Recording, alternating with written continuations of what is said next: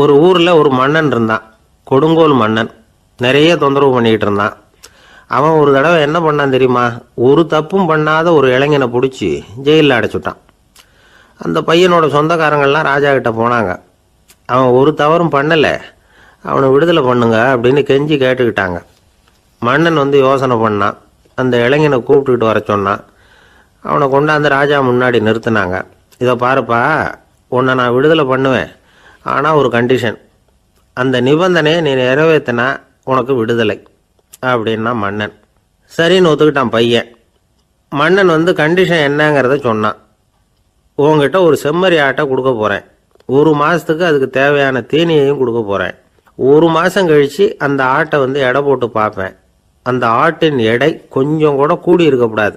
எடை கூடி இருந்தால் உனக்கு விடுதலை கிடையாது. என்ன சொல்கிற அப்படின்னா. பையனுக்கு ஒன்றும் புரியல, பயமாக போயிட்டுது. குழம்பிக்கிட்டே நின்றுக்கிட்டு இருக்கிறான். சரி, ஒரு நாள் டைம் தரேன், நல்லா யோசனை பண்ணி பார்த்துட்டு நாளைக்கு உன் முடிவை சொல்லு அப்படின்னா மன்னன். பையன் கவலையோடு வெளியில் வந்தான். அங்கே ஒரு பெரியவர் நின்றுக்கிட்டு இருந்தார். அவர்கிட்ட விஷயத்தை சொன்னான். அந்த பெரியவர் இந்த பையனுக்கு காதோட காதாக ஒரு வழியை சொல்லி கொடுத்தார்.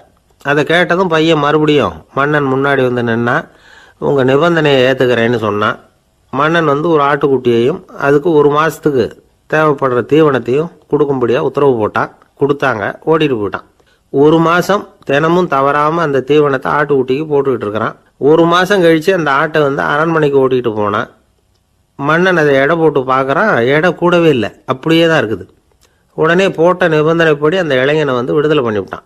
சரி, ஆட்டுக்கு எடை கூடாமல் இருக்கிறதுக்கு அந்த பெரியவர் சொல்லி கொடுத்த யோசனை என்ன அப்படின்னா, அது வேற ஒன்றும் இல்லை. அந்த ஆட்டுக்கு எதிரில் அது கண்ணில் படுற மாதிரி ஒரு ஓநாயை கட்டி போட சொன்னார். அவ்வளவுதான். ஆட்டுக்கு ஓநாய்ங்கிறது பிறவி பகை. ஓநாயை பார்த்தா ஆடு நடுங்க ஆரம்பிச்சிரும், அவ்வளவு பயம். தினமும் அந்த ஆடு பயந்துக்கிட்டே தீனி சாப்பிட்டுது, எடை கூடல. அதுதான் ரகசியம். இது சின்ன பிள்ளைங்களுக்கான ஒரு கதை. இதிலிருந்து தெரிஞ்சுக்க வேண்டிய உண்மை என்னன்னா, நாமெல்லாம் சாப்பிட்றப்ப மனசும் உடம்பும் அமைதியாக இருக்கணும். அப்போதான் அது உடம்புல ஒட்டும். அவசரத்துலையும் பயத்துலையும் சாப்பிட்டா அது சரியா ஜீரணமாகாது. இன்னொரு ராஜா இருந்தார். அவரும் ஒரு இளைஞனை ஜெயிலில் அடைச்சி விட்டார். விடுதலை பண்ணணும்னா ஒரு கண்டிஷன்னார். என்னன்னு கேட்டான். ஒரு ஆட்டுக்குட்டியை அவன் முன்னாடி கொண்டாந்து நிறுத்துவேன், நீ அதுக்கிட்ட ஒரு கேள்வி கேட்கணும், அதுக்கு சரியான பதிலை சொல்லணும். அப்படி செஞ்சுட்டா உனக்கு விடுதலைன்னார். இளைஞன் யோசனை பண்ணி பார்த்தான். சரின்னு ஒத்துக்கிட்டான். அது பிரகாரமே ஆட்டுக்குட்டியை பதில் சொல்ல வச்சுட்டான். என்ன நடந்தது தெரியுமா? ஆட்டுக்குட்டியை கொண்டாந்து நிறுத்தினாங்க. இவன் மெதுவாக அதுக்கிட்ட போனான். அது காதுகிட்ட போய் ஏப்ரலுக்கு அடுத்த மாதம் என்ன மாதம்னு கேட்டான். அது உடனே மேன்னு கத்திச்சு. இவன் விடுதலை ஆயிட்டான். ஒரு ஊரில் ஒரு குரு இருந்தார், ஜென் குரு. அவரை தேடிட்டு ஒரு மன்னர் வந்தார். வந்தவர் ஜப்பான் மன்னர். தோட்டக்கலையை பற்றி தெரிஞ்சுட்டு போகிறதுக்காக அவர் வந்தார். எப்படி தோட்டம் அமைக்கிறது அப்படிங்கிறத பற்றி அந்த குரு விவரமாக சொல்லி கொடுத்தாரு. 1 நாள் 2 நாள் இல்லை, 3 வருஷம் கற்றுக் கொடுத்தார். அதுக்கப்புறம் சொன்னார், நான் கற்றுக் கொடுத்துட்டேன், இனிமேல் நீங்கள் போகலாம், போய் தோட்டம் அமைக்கலாம். அதுதான் உங்களுக்கு பரிசை. தோட்டம் அமைச்ச பிறகு சொல்லி அனுப்புங்க, நான் பார்க்குறேன். நீங்கள் இங்கே என்னவெல்லாம் கற்றுக்கிட்டீங்களோ அதையெல்லாம் அங்கே செயல்முறையில் செஞ்சு காட்டுங்க அப்படின்னு சொல்லி அனுப்பி வச்சார். மன்னர் போனார். அரண்மனைக்கு பக்கத்திலே ஒரு பெரிய தோட்டத்தை உண்டு பண்ணினார். அழகான மரங்களையும் செடிகளையும் உருவாக்கினார். கிட்டத்தட்ட 1000 தோட்டக்காரர்களை பயன்படுத்தி 3 வருஷங்கள் முயற்சி பண்ணி அந்த அழகான தோட்டத்தை உருவாக்கினார். குருகிட்ட இருந்து செய்தி வந்தது, நாளைக்கு தோட்டத்தை பார்க்குறேன் அப்படின்னு. மன்னர் உடனே சுறுசுறுப்பாயிட்டார். முதல் நாளே தோட்டத்தை சுத்தப்படுத்தினார். ராத்திரி பூரா யாரும் தூங்கலை. எல்லாருக்கும் தோட்டத்தை ஒழுங்குபடுத்துகிற வேலை. அது அந்தந்த இடத்துல ஒழுங்காக இருக்குதா அப்படின்னு சரி பார்த்தாங்க. ஒரு தவறும் இல்லாத வகையில் அதை ஒழுங்குபடுத்தினாங்க. மறுநாள் குரு வந்தார், தோட்டத்தை பார்த்தார். அவருக்கு கோபம் வந்துட்டுது. மன்னருக்கு ஆச்சரியம், எப்பவும் சிரிச்சுக்கிட்டே இருக்கிறவர் இப்போ எப்படி இருக்கிறாரே அப்படின்னு. மெதுவாக குரு கிட்ட போய், எல்லாம் சரியாக தானே இருக்குது அப்படின்னார். எல்லாம் சரிதான், ஆனாலும் எங்கே அந்த பொன்னிற காற்று அப்படின்னார். உதிர்ந்த இலைகள், பொன் மஞ்சள் நிற இலைகள் காற்றில் அப்படி புரண்டு ஓடுவதை நான் பார்க்க முடியவில்லையே அப்படின்னாராம். அது இல்லாமல் இந்த தோட்டம் உயிரோட்டம் உள்ளதாக இருக்காது, இதில் பாடல் இல்லை, ஆடல் இல்லை, அதெல்லாம் இல்லாமல் இந்த தோட்டம் ரொம்பவும் செயற்கையாக தெரியுதேன்னாராம். மன்னர் இப்போதான் யோசனை பண்ணார். கீழே கிடந்த காஞ்சி போன இலைகள் மட்டும் இல்லை, மரத்தில் இருந்த காஞ்சி போன இலைகளையும் அப்புறப்படுத்தி சுத்தமாக வச்சிருக்கிறார். இறப்பும் வாழ்க்கையினுடைய ஒரு பகுதி தான். மரணம்ங்கிறது வாழ்க்கைக்கு எதிரானது அல்ல, அதை நிரப்பும் ஒரு பகுதி தான் அது. மரணம் இல்லையில் வாழ்க்கையே இல்லை அப்படிங்கிறது பெரியவங்க கருத்து. இப்போ அந்த தோட்டம் அழகாக தான் இருக்குது, இருந்தாலும் அது ஒரு ஓவியம் மாதிரி உயிர் இல்லாமல் இருக்கு. குரு ஒரு வாளியை கையில் எடுத்துக்கிட்டார், தோட்டத்தை விட்டு வெளியில போனார். ஏற்கனவே வீசி எறிந்த அந்த சருகுகளை எல்லாம் அள்ளி கொண்டுகிட்டு வந்தார். உள்ள எல்லா இடங்கள்லையும் அதை வீசினார். உடனே காத்து அந்த காய்ந்த சருகுகளையும் பழுத்த இலைகளையும் அசைக்க ஆரம்பிச்சுட்டுது. இப்போ அங்க சலசல சத்தம், சங்கீதம், இலைகளின் நடனம். ஓவியம் மாதிரி இருந்த அந்த தோட்டத்துக்கு இப்போ உயிர் வந்துட்டுது. இதுதான் அந்த பொன்னான காற்று அப்படின்னாராம் குரு. மன்னருக்கு புரிஞ்சுது. மிகப்பெரிய ஜென் கேள்வி ஒன்று உண்டு. உம்மான் அப்படிங்கிற ஒரு பெரிய குருவை பார்த்து துறவி ஒருத்தர் கேட்டாராம், இலைகள் எல்லாம் கீழே விழுந்து மரங்கள் மொட்டையாக இருக்கும் பொழுது என்ன நடக்கும்? இதுதான் கேள்வி. இதுக்கு உம்மான் சொன்ன பதில் பொன்னான காற்று, தி கோல்டன் விண்ட் அப்படின்னாராம். இதுக்கு என்ன விளக்கம்னா, உன்னுடைய எண்ணங்கள் எல்லாம் உன்னுடைய மனசிலிருந்து கீழே விழுந்து உனது உள்ளுணர்வானது மொட்டையாக நிற்கும் நிலைதான் அது. உனது வேர்களின் அருகில் காற்று வீசுகிறது. எல்லா எண்ணங்களும் உன்னிலிருந்து வெகு தூரத்துக்கு புரண்டு கொண்டே சென்று விடுகிறது. நீ அவற்றை கடந்து விட்டால் நீ அவைகளுக்கெல்லாம் மேலெழுந்து கீழே பார்ப்பவனைப் போல நிற்க ஆரம்பித்து விடுவாய். அதுதான் தியானம் என்பது அப்படின்னு சொல்றாங்க. தியானம்ங்கிறது எண்ணத்துக்கு எதிரானது இல்லை. தியானம்ங்கிறது எண்ணங்களை கடந்து செல்வது தான். அதுக்கப்புறம் நாம பொன்னிற காற்றுல ஆட ஆரம்பிச்சிருவோம். இதுதான் பெரியவர்கள் சொல்றது. என்கிட்ட ஒருத்தர் தோட்டம் அமைக்கணும்னு யோசனை கேட்டு வந்தார். எல்லாம் சொல்லி கொடுத்தேன். செடிகள்லாம் செழிப்பா வளரணும்னா வேர் காயாம பார்த்துக்குங்க, தினமும் தண்ணி விடுங்க அப்படின்னு சொல்லி அனுப்பி வச்சேன்.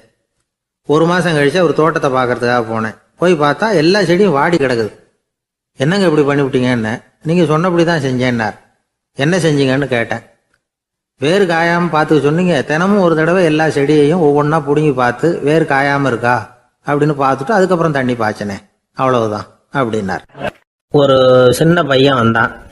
அவனை பார்த்து ஒரு கேள்வி கேட்டோம். ஏன்ப்பா உங்கள் வீட்டில் அம்மா புத்திசாலியா அப்பா புத்திசாலியா அப்படின்னு. அவன் அலட்சியமாக நம்மளை பார்த்து சிரிக்கிறான். என்ன சார் இது, இந்த காலத்தில் இது கூட தெரியாமல் இருக்கிறீங்களே அப்படிங்கிறான். ஒரு சின்ன பையன் நம்மளை பார்த்து இப்படி கேட்டு விட்டானே அப்படின்னு நினைக்கிறப்போ நமக்கு ஒரு மாதிரி ஆகிடும். அதுக்கப்புறம்தான் இந்த தாத்தா பாட்டிலாம் சொல்கிற ஒரு கதை ஞாபகத்துக்கு வந்தது. அது என்ன கதை தெரியுமா? ஒரு ஊரில் ஒரு அம்மாவும் பிள்ளையும் இருந்தாங்களாம். அந்த மகனுக்கு திடீர்னு தேசாந்திரம் போய் வரணும்னு ஆசை வந்துட்டுது. ஊராக போய் சுற்றி பார்க்கணுங்கிற ஆசை. அந்த அம்மாவுக்கு இது பிடிக்கல. மகனை பிரிஞ்சு இருக்கிறதுக்கு அவங்க மனசு இடம் கொடுக்கல.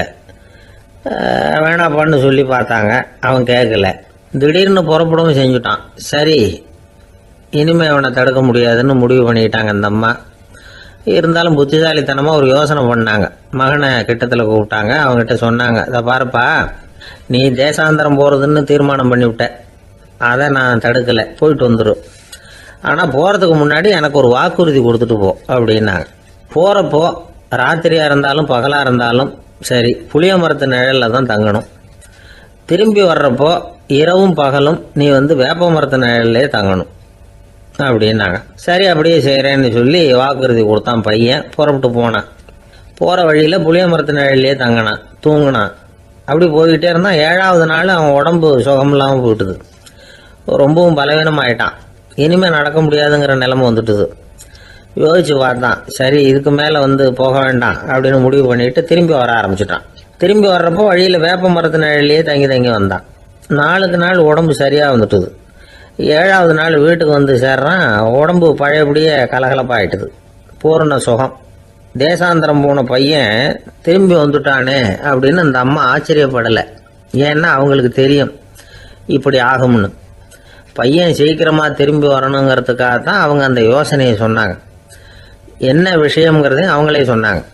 மகனே, புளிய மரத்து நிழல் உடம்புக்கு உஷ்ணத்தை கொடுக்கும், சீக்கம் உண்டாக்கும். அதனால் நீ தொடர்ந்து புளிய மரத்து நிழலில் தங்கினாவே நோய்க்கு ஆளாயிட்ட. அதனால் நல்ல பயணத்தை முடிச்சுக்கிட்டு திரும்பி வரணுங்கிற முடிவுக்கு வந்துட்ட. திரும்பி வர்றப்போ நீ தங்கினது வேப்ப மரத்து நிழல். அது உடம்புக்கு குளிர்ச்சியை தரக்கூடியது, நோயை தீர்க்கக்கூடியது. அதனால் சுகமாக வீட்டுக்கு சேர்ந்துட்ட.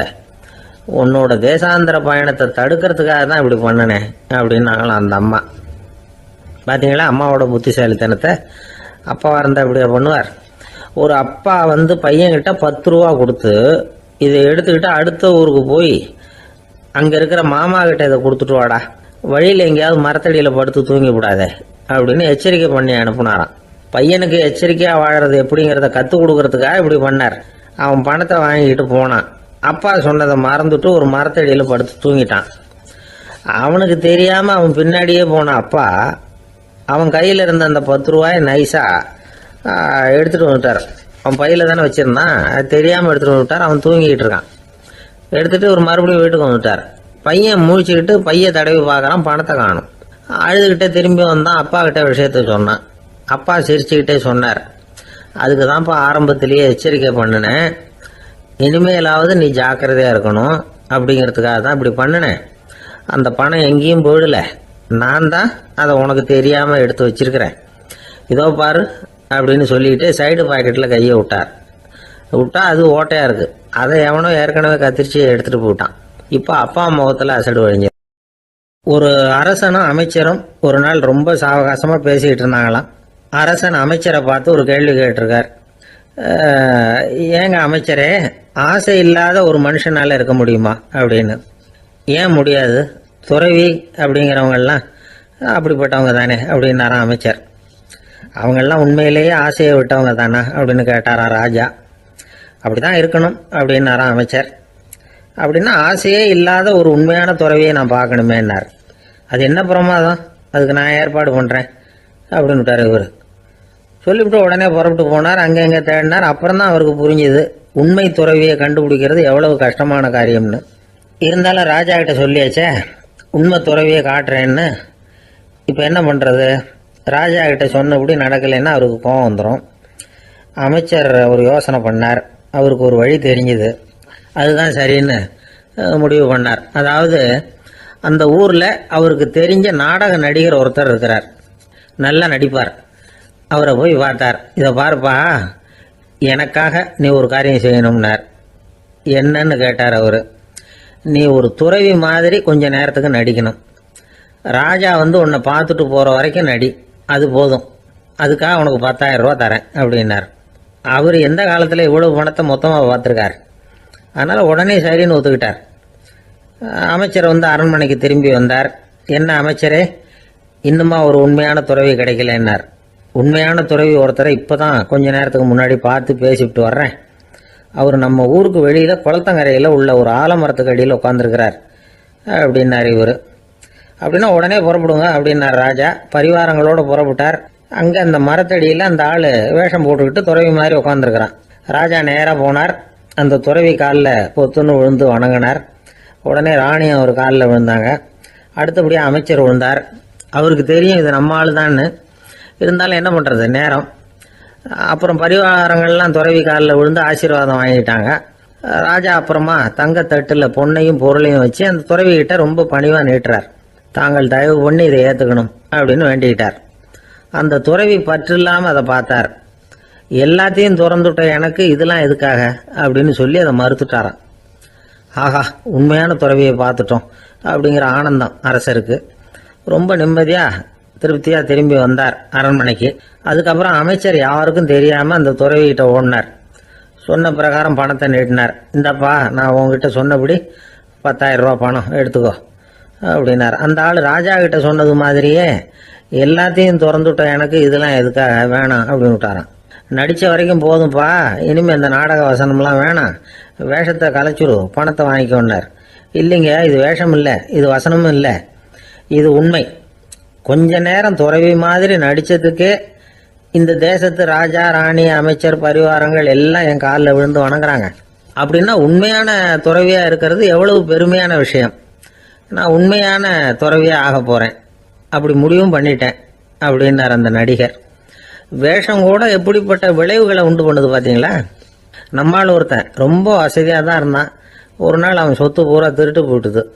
அதுக்கப்புறம் இவன் துறவி மாதிரி ஆயிட்டான். ஊர் ஊராக சுற்றினான். ஒரு குருநாதரை தேடி கண்டுபிடிச்சான். அவர்கிட்ட சீடனாக சேர்ந்துக்கிட்டான். அவனை பார்த்து ஒருத்தர் கேட்டார், நீ உண்மையான சீடன் தானான்னு. இல்லைங்க, சீடன் மாதிரி நடிச்சுக்கிட்டு இருக்கிறேன் அப்படின்னா. அது குரு துரோகம் இல்லையா அப்படின்னு கேட்டார் அவர். இல்லைங்க, நான் பண்ணது குரு துரோகம் இல்லை. என் குரு பண்ணது தான் துரோகம். என்னுடைய பணத்தை கொள்ளையடிச்சது இவர் தான். அதை எங்கே வச்சிருக்காருன்னு கண்டுபிடிக்கிறதுக்காக தான் இவர்கிட்ட வந்து சீடனா சேர்ந்துருக்கிறேன் அப்படின்னானா. கங்கை கரை தோட்டம் பக்கத்தில் ஒரு ஆசிரமம், அங்கே ஒரு பெரியவர் தங்கி இருக்கிறார். அவர் தான் ராமகிருஷ்ண பரமஹம்சர். அந்த ஆசிரமம் இருந்த இடம் கரக்பூர். வங்காளத்தில் பொதுவாக எல்லாரும் மீன் சாப்பிட்றது உண்டு. கங்கையில் குளிச்சுட்டு கையில் ஒரு மீனோட வர்றது வழக்கம். இவர் இருக்கிற இடத்துக்கு கங்கையில் படகு வழியாக வரணும். அப்படி தான் எல்லாரும் வருவாங்க.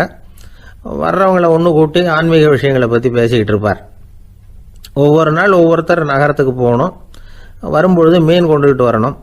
அதுக்கு ஒரு அட்டவணையே உண்டு ஆசிரமத்தில். அது பிரகாரம் ஒரு நாள் சுவாமி யோகானந்தர் படகில் போனார். படகை செலுத்தினவங்க ராமகிருஷ்ணரையும் சுவாமி யோகானந்தரையும் மற்றவங்களையும் பித்தர்கள் அப்படின்னு சொல்லி ஏளனமாக பேசினாங்க. அவங்க என்ன பைத்தியம் பிடிச்சவங்க அப்படிங்கிறது மாதிரி. சுவாமி யோகானந்தருக்கு ரொம்ப மென்மையான இதயம். இவங்க இப்படி கண்ணாபின்னான்னு பேசுகிறத பார்த்தா மீனை வாங்கிட்டு திரும்புகிறப்போ என்ன நடக்குமோ அப்படிங்கிற பயம் வேற வந்துட்டுது அவருக்கு. அவ்வளவு மென்மையானவர். இதை தெரிஞ்சுக்கிட்ட ராமகிருஷ்ணர் யோகானந்தா இங்கே வா அப்படின்னு கூப்பிட்டார். இவர் கண்ணீரை தொடச்சிக்கிட்டே கிட்ட போனார். சொன்னார், ஐயா, படகு ஓட்டுறவங்க உங்களை பற்றி மோசமாக பேசுகிறாங்க. என்ன திட்டினா பரவாயில்ல, ஆனால் உங்களை அவங்க திட்டுறாங்க. அதை என்னால் தாங்கிக்க முடியல அப்படின்னார். இதை கேட்டதும் ராமகிருஷ்ணருக்கு கோபம் வந்துட்டு தான். என்னது, உன்னுடைய குருவை பற்றி அவங்க மோசமாக பேசும்பொழுது நீ சும்மா இருந்தியா? வெளியில் போ அப்படின்னு விட்டார். குரு நிந்தனை செய்கிறப்போ அதை கேட்டுக்கிட்டு சும்மா இருக்கலாமா? குரு நிந்தனையை கேட்டால் பாவம் இல்லையா? என்னை தூற்றும் போது அவங்க வந்து பாவம் செய்கிறாங்க. அதை கேட்டுக்கிட்டு நீ சும்மா இருந்தால் நீயும் பாவம் செய்கிற அப்படின்னாராம். அடுத்த நாள் சுவாமி நிரஞ்சனானந்தர் போக வேண்டிய நாள். இவர் படகுல போகும்பொழுதும் அதே மாதிரி நடந்துதான். அவங்க மோசமாக பேச ஆரம்பித்தாங்க, திட்ட ஆரம்பித்தாங்க. அப்படி கேலி பண்ண ஒருத்தனை இவர் என்ன பண்ணார், பலார்னு கன்னத்தில் அரைஞ்சிட்டார். இன்னொருத்தனை கங்கையில் தூக்கி எறியறதுக்கும் தயாராகிட்டார். அதுக்கப்புறம் அவங்க யாரும் வாயை திறக்கல. மீன் வாங்கிட்டு வர்றப்பவும் படகுல ஒரே அமைதி. அவ்வளவு பயம் அவங்களுக்கு. ராமகிருஷ்ணர் கூப்பிட்டு விசாரித்தார் என்ன நடந்ததுன்னு. இவர் சொன்னார், அவர் யோகானந்தா போகும்பொழுது என்ன நடந்ததோ அப்படியே தான் இப்பவும் நடந்தது. குரு நிந்தனை செய்கிறத கேட்டுக்கிட்டு நான் சும்மா இருப்பேனா? ஒருத்தனை அப்படியே அரைஞ்சுட்டேன், இன்னொருத்தனை ஆற்றுல தூக்கி போட்டுருவேன்னு பயமுறுத்தினேன், அவ்வளவுதான் அப்படின்னாராம். இப்பவும் ராமகிருஷ்ணருக்கு கோபம் வந்துட்டு தான். என்ன இது, அணியறது காஷாயம், இருக்கிறது ஆசிரமம், உனக்கு இவ்வளவு கோபம் வந்ததுன்னா அப்புறம் என்னத்துக்கு ஆசிரமத்தில் இருக்கணும்? பிரம்மச்சாரி எப்பவும் அமைதியாக இருக்கணும் அப்படின்னு அறிவுரை சொன்னாராம் ராமகிருஷ்ணர். அப்போ இவர் கேட்டாராம், ஏங்க அவருக்கு ஒரு விதமான அறிவுரை சொன்னீங்க, எனக்கு வேற விதமாக அறிவுரை சொல்கிறீங்க, இதில் எது உண்மை அப்படின்னு கேட்டிருக்கார். இதுக்கு ராமகிருஷ்ணர் சொன்ன பதில் என்னன்னா, அட அசடே, சக்கரத்தில் காற்று அதிகமாக இருந்தால் குறைக்கணும், குறைச்சலாக இருந்தால் கூட்டணும். அவன் சாது, அவனுக்கு அதிக உணர்ச்சி தேவை, உனக்கு படபடப்பு அதிகம், உனக்கு பொறுமை தேவை அப்படின்னாராம். இதில் உள்ள கருத்து என்னன்னா, கல்விங்கிறது எப்படின்னா அதை சூழ்நிலைக்கு தகுந்த மாதிரி கற்பிக்கணும். எல்லாருக்கும் ஒரே மாதிரி கற்பிக்கக்கூடாது. கேட்குற ஒரு தகுதி, புரிஞ்சுக்கிற திறமை, இதை பொறுத்து கல்வி அமையணும். ஆரம்ப காலத்தில் ஒரு குரு, அப்போ ஒரு சீடன் இருந்தான். அது வேடிக்கையான குரு, வேடிக்கையான சீடன். ஒரு ஆசிரமம். ஒரு நாள் ஒருத்தன் அவசரமாக அந்த குருவை தேடி வந்திருக்கிறான். என்ன விஷயம்னு விசாரித்தார் குரு. உங்கள் சீடர் என்னை வந்து அடிச்சுட்டார் அப்படின்னு புகார் பண்ணானான் அந்த ஆள். குரு சீடனை கூப்பிட்டார். அடிச்சியா இந்த ஆளை அப்படின்னு கேட்டாராம். ஆமான் இருக்கான் சீடன். ஏன் அடிச்சே அப்படின்னு கேட்டாராம். இந்த ஆள் உங்களை பற்றி மட்டமாக பேசிவிட்டான், என்னால் அதை தாங்கிக்க முடியல, அதனால தான் அடிச்சுட்டேன் இருக்கான். அப்படி என்ன பேசினா அப்படின்னு கேட்டாராம். உன்னுடைய குருநாதர் இப்போல்லாம் அர்த்தமில்லாமல் பேச ஆரம்பிச்சுட்டார் அப்படின்னு சொல்லிவிட்டான், அதனால தான் அடிச்சுட்டேன் அப்படின்னு நானா. அதுக்காக அடித்தே அப்படின்னாராம். நான் அதுக்காக அடிக்கலை குருவே, இப்பெல்லாம் நீங்கள் அர்த்தம் இல்லாமல் பேசுகிறதாக அவன் சொல்கிறான், அப்படின்னா இதுவரைக்கும் நீங்கள் அர்த்தத்தோடு பேசினதாகத்தானே அர்த்தம், அது தப்பு தானே, அதனால தான் அடித்தேன் அப்படின்னானா. ஒரு பெரியவர் உட்கார்ந்துருக்கிறார். அவரை சுற்றி அவருடைய தோழர்கள் உட்கார்ந்துருக்கிறாங்க. ஏதோ ஒரு முக்கியமான செய்தியை அவர் வந்து அவங்களுக்கு சொல்லிக்கிட்டு இருக்கிறார். அவங்களும் ஆர்வமாக கேட்டுக்கிட்டு இருக்கிறாங்க. இந்த சமயத்தில் யாரோ ஒரு ஆள் வேகமாக அங்கே வர்றார். வர்ற வேகத்திலேயே எனக்கு ஏதாவது உதவி செய்யுங்க அப்படின்னு கேட்டுக்கிட்டே வர்றார். கேட்கறது உதவி, ஆனால் குரல் மிரட்டுறது மாதிரி இருக்கு, அதட்டி கேட்கறது மாதிரி இருக்கு. இதை கேட்டதும் அந்த பெரியவர் ஆத்திரப்படலை, ஆனால் அவரை சுற்றி இருந்தவங்க ஆத்திரப்பட்டாங்க. இதை பெரியவர் கவனிச்சார். கொஞ்சம் அமைதியாக இருங்கன்னார். வந்தவரை கூப்பிட்டார். அவருக்கு சில பொருள்களை கொடுத்தார். என்னங்க, இப்போ உங்களுக்கு மகிழ்ச்சி தானே அப்படின்னார். ஆ அப்படின்னு அலட்சியமா அவர் சொல்கிறார். நான் உங்களை நல்ல முறையில் நடத்தினேன்னா அப்படின்னு கேட்குறாரு அவர் மறுபடியும். அதெல்லாம் ஒன்றும் இல்லை அப்படின்னு சொல்லி அவர் சொல்லிகிட்டு இருக்கிறாரு. குரலில் கடுமை குறையில. சுற்றி இருந்தவங்களால இதை பொறுத்துக்க முடியல. கோபத்தோடு அவரை நோக்கி நெருங்க ஆரம்பித்தாங்க. பெரியவர் அவங்களையெல்லாம் தடுத்து நிறுத்தினார். வந்தவரை வாங்க என்னோட அப்படின்னு சொல்லி அழைச்சிட்டு போனார். வீட்டுக்கு போனார். அங்கே போனதும் இன்னும் சில பொருள்களை எடுத்து அவர்கிட்ட கொடுத்தார். இப்போ திருப்தி தானே, நான் உங்ககிட்ட நல்ல முறையில் நடந்துக்கிட்டேனா அப்படின்னார். அவர் முகம் இப்போ தான் கொஞ்சம் மலர்ந்தது. ரொம்ப நன்றி, இறைவன் உங்கள் குடும்பத்துக்கு எல்லா நன்மைகளையும் செய்வான் அப்படின்னு சொன்னார். இதே வார்த்தைகளை என்னுடைய தோழர்கள்கிட்டே சொல்லிட்டீங்கன்னா அவங்க கோபம் தணிஞ்சிரும், வர முடியுமான்னார். கண்டிப்பாக வர்றேன் அப்படின்னாரு. மறுநாள் காலையில் அந்த இடத்துக்கு வந்தார். அதே மாதிரி சொல்லிவிட்டு அவர் போயிட்டார். தோழர்கள்லாம் ரொம்ப வியப்போடு பெரியவரை பார்த்தாங்க. அந்த பெரியவர் தான் நபிகள் நாயகம். அவர் சொன்னார், ஒருத்தன் ரொம்ப ஆசையாக ஒரு ஒட்டகத்தை வளர்த்துக்கிட்டு வந்தான். ஒரு நாள் அந்த ஒட்டகம் கயத்தை அறுத்துக்கிட்டு ஓடி போயிட்டுது. அக்கம் பக்கத்தில் இருக்கிறவங்கெல்லாம் அந்த ஒட்டகத்தை பிடிக்கிறதுக்கு முயற்சி பண்ணாங்க. அதை துரத்திக்கிட்டு ஓடினாங்க. ஒட்டகம் தாறுமாறாக ஓட ஆரம்பிச்சுது. இந்த சமயத்தில் ஒட்டகத்தை வளர்த்தவன் அங்கே ஓடி வந்தான். நீங்கள் அதை ஒன்றும் செய்ய வேணாம், விட்டுருங்க, அதோட சுபாவம் எனக்கு நல்லா தெரியும், அதை சுலபமாக என்னோட வழிக்கு கொண்டுட்டு வந்துட முடியும், நான் பார்த்துக்கிறேன், விட்டுருங்கோ அப்படின்னா. எல்லாரும் விலைக்கு போயிட்டாங்க. இவன் என்ன செஞ்சான் தெரியுமா?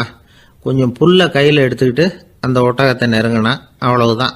அது ஓடி இவன் காலடியில் உட்காந்துக்கிட்டது. செல்லமாக அதை அப்படியே தடவி கொடுத்தான். முதுகில் ஏறி உட்காந்துக்கிட்டான். அது பாட்டுக்கு சாதுவாக நடந்து போகுது. இந்த கதையை நபிகள் நாயகம் தம்முடைய தோழர்களுக்கு சொல்றார். ஒட்டகத்தை மட்டும் இல்லை, சில மனிதர்களையும் கூட சில விதத்தில் அணுகிதான் அவர்களை சீர்திருத்த வேண்டியிருக்குது அப்படிங்கிறத அவங்களுக்கு உணர்த்தினார். இது ஒரு அழகான உளவியல் அணுகுமுறை. சில குடும்ப தலைவர்கள் கூட இந்த ஒட்டகம் மாதிரி நடந்துக்கிறது உண்டு, அப்புறம் அடங்கி போகிறதும் உண்டு.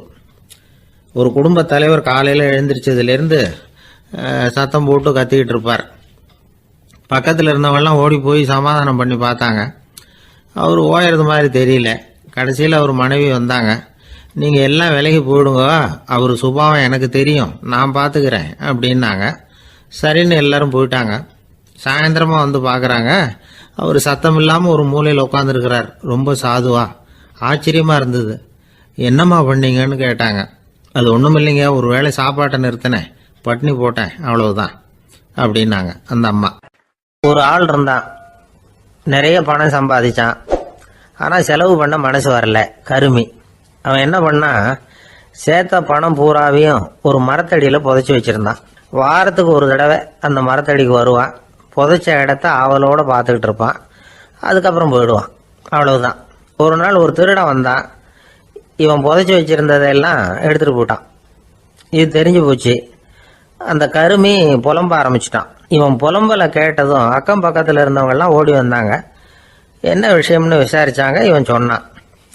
ஒரு பெரியவர் கேட்டார், ஏப்பா வாரம் இந்த இடத்த பார்க்கறதாக சொன்னியே, எப்போவாவது இதில் இருக்கிற பணத்தை எடுத்து செலவு பண்ணியிருக்கியா அப்படின்னு கேட்டார்.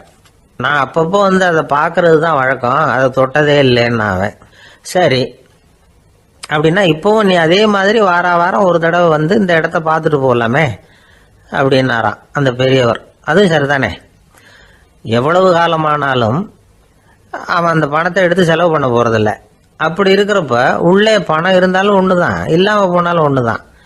இதிலிருந்து என்ன புரியுதுன்னா, ஒருத்தர்கிட்ட இருக்கிற பணத்தை கொண்டு அவர் பணக்காரரா ஏழையா அப்படின்னு முடிவு செய்கிறது சரியில்லை. அந்த செல்வத்தை அனுபவிக்கிற திறன், பயன்படுத்துகிற திறன், அதை வச்சு தான் அவர் ஏழையா பணக்காரரா அப்படிங்கிறத நிர்ணயம் பண்ணணும். அதுதான் சரி. செலவு பண்ண தெரியாதவன் சேகரம் பண்ணிகிட்டே இருக்கிறதுனால என்ன பிரயோஜனம்? தலைமுடியே இல்லாதவன் தாராளமாக சீப்புகளை வாங்கி சேகரம் பண்ணுறது மாதிரி தானே இது. சில சமயம் செலவு பண்ண நாம் தயாராக இருந்தால் கூட அந்த செல்வம் நமக்கு பயன்படுறதில்ல. அரேபியாவில் ஒரு நகை வியாபாரி விலை உயர்ந்த முத்துக்களை எல்லாம் அவர் வச்சு வியாபாரம் பண்ணிகிட்டு இருந்தார். அவர் ஒரு சமயம் ஒரு பாலைவனம் வழியா போயிட்டு இருக்கிறார் ஒட்டகத்துல. அப்போ திடீர்னு கடுமையான புயல் வீச ஆரம்பிச்சுட்டுது. திசை தவறி இவர் எங்கேயோ வந்துட்டார். கூட வந்தவங்களையும் காணல, எங்க போனாங்களோ தெரியல. இவர் ரொம்ப பயந்து போய் அங்கேயும் எங்கேயுமா அலைஞ்சு திரியிறார். வழியே தெரியல. பசி கடுமையாயிட்டுது. ஒட்டகத்து முதுகுல ஒரு மூட்டை இருந்தது. அதை பிரிச்சு பார்த்தார். உள்ள ஏதாவது இருக்கான்னு தேடி பார்க்கறார். அது வரைக்கும் கண்ணில் தட்டுப்படாத அபூர்வமான ஒரு பை கண்ணில் பட்டுது. ஆஹா, அதில் ஏதாவது சாப்பிட்றதுக்கு இருக்கும் அப்படின்னு நினச்சி ஆவலாக அதை பிரித்து பார்க்குறார். அந்த பையில் விலை உயர்ந்த முத்துக்கள் நிறைய இருந்துதான். அப்போ தான் அவர் நினச்சாராம், விலை உயர்ந்த முத்துக்கள் கூட சாப்பிட்றதுக்கு உணவாக முடியாது அப்படிங்கிறத புரிஞ்சுக்கிட்டாராம். எந்த நேரத்தில் எது நமக்கு தேவையோ அது நமக்கு தாராளமாக கிடைக்கணும். அப்படி அது கிடைக்கிறதுக்கு நம்மகிட்ட இருக்கிற செல்வம் பயன்படணும். அது நமக்கும் பயன்படலாம், நம்ம மூலமாக அடுத்தவங்களுக்கும் பயன்படலாம். அதுதான் செல்வத்தின் பயன். ஒரு மரத்தடியில் ஒருத்தன் உட்காந்து அழுதுகிட்டு இருந்தான். அந்த பக்கமாக வந்த இன்னொருத்தன் ஏப்பா அழுதுகிட்டு இருக்கிறேன்னு கேட்டான். இந்த இடத்துல தான் பூமிக்கு அடியில் பணம் இருக்குது, புதைச்ச இடம் தெரியல, அதான் அழறேன் அப்படின்னா. நல்லா ஞாபகப்படுத்தி பாரு, எந்த இடத்துல புதைச்ச அப்படின்னு கேட்டான் இவன். அது எப்படி எனக்கு தெரியும், புதைச்சி வச்சிருக்கிறவன் நான் இல்லையே, எங்க எழுத்த வீட்டுக்காரன் அப்படின்னானா. பந்திக்கு முந்தர ஆசாமிகள் நம்மள பல பேர் உண்டு. அப்படி முந்தறதுக்கு கூட முயற்சி பண்றவங்க நிறைய பேர் இருக்கிறாங்க. இதுல என்ன ஒரு விஷயம்னா, பந்திக்கு முந்தறது கூட தப்பு இல்லை. ஆனா அப்படி ஒரு விருந்துல ஆளா போய் உட்காந்து சாப்பிட்டா கூட வெளியில வர்றப்ப என்ன பெரிய விருந்து வச்சுட்டான், சாம்பார்ல உப்பு இல்லை, ரசத்துல காரம் இல்லை அப்படின்னு குறை சொல்லிட்டே வர்றது இருக்கு பாருங்க, அது சரியில்லை, நாகரிகமும் இல்லை. கல்யாண பத்திரிகையில என்ன போட்டிருக்குது, என் பொண்ணுக்கும் இன்னார் பையனுக்கும் கல்யாணம், எல்லாரும் குடும்பத்தோட வந்திருந்து மணமக்கள் வந்து ஆசீர்வதிக்கணும், இப்படித்தானே போட்டிருக்கோம். குடும்பத்தோட வந்து விருந்து சாப்பிட்டு சாப்பாடு எப்படி இருக்குன்னு அபிப்பிராயம் சொல்லிவிட்டு போங்க அப்படின்னா போட்டிருக்கு கல்யாண பத்திரிகையில. ஒருத்தர் வீட்டு விசேஷத்துக்கு போயிருக்கோம்னா எவ்வளவோ அசௌகரியங்கள் நமக்கு ஏற்படலாம். ஏராளமான கூட்டம் வந்திருக்கும். எல்லாரையும் அவங்க வந்து தனித்தனியாக கவனிச்சுக்கிட்டு இருக்க முடியாது. நாம தான் அனுசரித்து நடந்துக்கணும். நாமளா போய் வாழ்த்த வேண்டியவங்களை வாழ்த்தி விட்டு வந்து சேரணும். அதை விட்டுட்டு பத்திரிக்கை கொடுத்தானேன்னு போனேன், கவனிப்பே சரியில்லை அப்படின்னு புலம்பிக்கிட்டு இருக்கக்கூடாது. ஒரு விருந்துக்கு போனால் அங்கே எப்படி நடந்துக்கணும் அப்படிங்கிறத பற்றி கூட அனுபவசாலிகள் சில விவரங்கள்லாம் சொல்லியிருக்கிறாங்க. இந்த காலத்தில் கல்யாணம், பிறந்த நாள், அது இதுன்னு நிறைய விருந்துகள் நடக்குது. அதெல்லாம் எதுக்காக? மனித உறவுகளை வளர்த்துக்கிறதுக்காக தான், வேற எதுக்கு? ஒரு விருந்துக்கு போனால் அமைதியாக பொறுமையாக போய் உட்காரணும். அடித்து பிடிச்சிக்கிட்டு இடத்த பிடிக்க போகிறேன் அப்படின்னு நிற்கக்கூடாது. முதல் பந்தி நடந்துக்கிட்டு இருந்தால் அது முடிஞ்சு இலை எடுத்து சுத்தம் பண்ணதுக்கு அப்புறம் போய் உட்கார்றது தான் நாகரீகம். இலை எடுக்கிறதுக்கு முன்னாடியே அங்கே போய் உட்காந்தா நல்லா இருக்காது. நீங்கள் சாப்பிட்டுட்டு உட்காந்துருக்கீங்களா, சாப்பிட்றதுக்கு உட்காந்துருக்கீங்களா, பார்க்குறவங்களுக்கு சந்தேகம் வந்துடும். அதே மாதிரி இலையில எல்லா ஐட்டமும் பரிமாறினதுக்கு அப்புறம் சாப்பிட ஆரம்பிக்கணும். ஒவ்வொரு ஐட்டமாக வைக்க வைக்க நாம் பாட்டுக்கு எடுத்து உள்ளே தள்ளிகிட்டே இருந்தோம்னா எதை வச்சோம் எதை வைக்கலன்னு பரிமாறினவரே குழம்பி போயிடுவார். ஏன்னா எப்போ பார்த்தாலும் இலை காலியாகவே இருக்கும். சாப்பிட்றப்போ உங்கள் சாப்பாட்டையே நீங்கள் கவனிக்கணும். அடுத்தவங்க இலையில என்ன இருக்குது, பக்கத்தில் இருக்கிறவர் எதை அதிகமாக சாப்பிட்றார், இதெல்லாம் நமக்கு என்னத்துக்கு? எல்லாரும் சாப்பிட்டு முடிக்கிற வரைக்கும் பொறுமையாக இருக்கிறது தான் நல்லது. நீங்கள் மட்டும் திடீர்னு பாதியில் எழுந்திரிச்சு பக்கத்தில் இருக்கிறவங்களுக்கு சங்கடமாக இருக்குமேங்கிறதெல்லாம் யோசிக்காமல் நீங்கள் பாட்டு எழுந்திரிச்சு போகக்கூடாது. பக்கத்தில் உள்ளவங்க உங்களை எழுந்திரிக்க சொன்னால் எழுந்திரிச்சு போகலாம். விருந்துகளில் சாப்பாட்டை வீணாக்கிறதே ஒரு நாகரிகமாக போட்டுது இந்த காலத்தில். சாப்பாட்டுக்கே கஷ்டப்பட்டுக்கிட்டு பல பேர் இந்த உலகத்தில் இருக்கிறப்போ சாப்பாட்டை வீணாக்கிறது எவ்வளோ பெரிய மோசங்கிறத நினச்சி பார்க்கணும். வேணுங்கிற அளவுக்கு கேட்டு வாங்கி சாப்பிட்றது தான் முறை. விருந்தில் இந்த பஃபே அப்படின்னு சொல்லி ஒரு முறை சொல்கிறாங்கல்ல, அதாவது உணவு வகைகளையெல்லாம் பொதுவாக ஒரு இடத்துல வச்சுடுறது, நமக்கு தேவையானதை நாமே எடுத்துட்டு ஒரு தட்டில் போட்டுக்கிட்டு சாப்பிட வேண்டியது. இதில் கூட சில பேர் தேவைக்கு அதிகமாக எடுத்து போட்டுக்கிட்டு வீணாக்குறாங்க. சில சமயம் வந்து கடைசியாக சாப்பிட போகிறவங்களுக்கு எல்லா ஐட்டமும் கிடைக்காம போகலாம். அதை போய் பெருசு பண்ணிகிட்டு இருக்கக்கூடாது. என்ன சார் இந்த அளவுக்கு கூடவா நாகரிகம் தெரியாமல் இருக்கிறோம், இதை போய் பெருசாக சொல்ல வந்துட்டீங்களே அப்படின்னு நினைக்கலாம். ஒருத்தர் ரெண்டு பேருக்கு இந்த விவரம் தேவைப்படலாம். அவங்க காதலையும் இது விழட்டுமேங்கிறதுக்காக தான் இது. ஒரு பெரிய கல்யாண விருந்து நடந்துகிட்டு இருந்தது. விருந்து மண்டபத்து வாசலில் ஒருத்தர் நின்றுக்கிட்டு வர்றவங்களையெல்லாம் ரொம்ப மரியாதையாக வணங்கி உள்ள அனுப்பி வச்சுக்கிட்டு இருந்தார். எப்படி தெரியுமா? வர்றவங்க கையெல்லாம் பிடிச்சி முத்தம் கொடுத்து அதுக்கப்புறம் உள்ள அனுப்பி வச்சுக்கிட்டு இருந்தாராம். கூட்டம்லாம் முடிஞ்சதுக்கு அப்புறம் அவர்கிட்ட போய் கேட்டிருக்கிறாங்க, சார் நானும் எவ்வளவோ விருந்துகளுக்கு போயிருக்கிறேன், இருந்தாலும் இவ்வளவு மரியாதையா வர்றவங்க கைக்கெல்லாம் முத்தம் கொடுத்து வரவேற்கிறத இங்கதான் பாக்குறேன் அப்படின்னு சொன்னாங்க. அதுக்கு அவரு சொன்னார், அட போங்க சார், நான் முத்தம் கொடுக்கல, முந்தின பந்திக்கு வந்து சாப்பிட்டவங்களே அடுத்த பந்திக்கும் வர்றாங்களான்னு மோந்து பார்த்து அனுப்பி வச்சுக்கிட்டு இருந்தேன் அப்படின்னார். ஒருத்தர் ரொம்ப அவசரமா வந்தார். சார் மனுஷன் நிம்மதியா இருக்கிறதுக்கு என்ன வழின்னு கேட்டார். சீக்கிரமா ஒரு கல்யாணத்தை பண்ணீங்க, எல்லாம் சரியா போடும் அப்படின்னோம். அவர் ஒரு மாதிரியா பார்த்தார். ஏற்கனவே எனக்கு கல்யாணம் ஆயிட்டுது சார், அதனால தானே நிம்மதியா இருக்கிறதுக்கு வழி கேட்கிறேன் அப்படின்னார். சரி, இவர் ஒரு மாதிரியான கேஸ் அப்படின்னு நினைச்சுக்கிட்டு நம்மகிட்ட இருந்த ஒரு சின்ன புத்தகத்தை அவர்கிட்ட தூக்கி கொடுத்தோம். இதை படிச்சு பாருங்கன்னு. கல்யாணத்துக்கு பிறகும் சந்தோஷமா இருக்கிறதுக்கு என்ன வழி அப்படிங்கிற கேள்விக்கு அந்த புத்தகத்துல விளக்கம் இருந்தது. கணவன் மனைவிக்குள்ள சிக்கல் வராம இருக்கிறதுக்கு அதுல சில வழிகளை சொல்லி கொடுத்துருக்குறாங்க. அதெல்லாம் என்னென்ன அப்படிங்கிறத இப்ப பார்க்கலாமா? குடும்பம்னு இருந்தா கோபம் வரதான் செய்யும், அது வந்துட்டு போகட்டும் பரவாயில்ல. ஆனா அந்த கோபம் ஒரே நேரத்துல 2 பேருக்கும் வந்துடாம பாத்துக்கணும். ஒரு சமயத்துல யாராவது ஒருத்தர் தான் கோபப்படணும், அடுத்தவங்க அமைதியா இருக்கணும்.